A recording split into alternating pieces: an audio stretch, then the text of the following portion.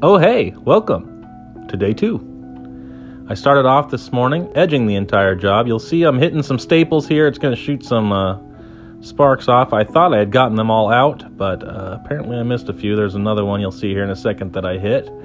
No big deal. It shears it off and gets it off there. But anyway, I went around the entire job today with 80 grit paper, going around all the edges, as well as doing the closets, anywhere else that I could get the edger that hadn't been sanded yet. It all got sanded today, this morning. So that was kind of the main thing I focused on this morning. This is in the master closet. I was doing this here.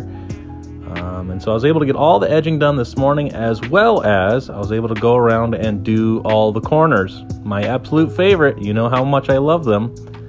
This one job wasn't that bad, though. There was only, I don't know, maybe 20, 30 corners. Not too bad. It didn't take me too long. You can see a little fast motion here of me doing the corners, and I did it with the orbiter so that it even went quicker. They are using some brand new quarter round on this job that is being installed after we're done with the refinish. So everyone always talks about that, and you can see the gap here on their baseboards.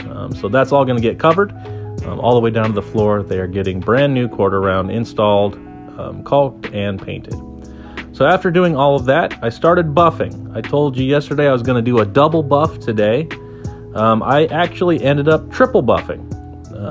So I started off with a 60 grit screen, then I went to a 80 grit screen, and then I finished out with a 100 grit screen. So I went over everything 3 times, vacuumed it all up, and at that point it was ready to put a coat on. So here you'll see I'm doing one of the small little bedrooms. It actually turned out pretty sharp. You don't see any of the 45 degree, I don't anyways, any of the 45 degree angle, sanding scratches, anything like that. Most of the damaged boards and dark boards all cleaned up pretty nicely. And so in a matter of 2 days, we were able to get a coat on this floor. So it's basically the 3 rooms that you see. You see that room in the back with the closet. There's another little bedroom to the right here. And then this is the main living area. So not too bad to get this all coated in a matter of 2 days.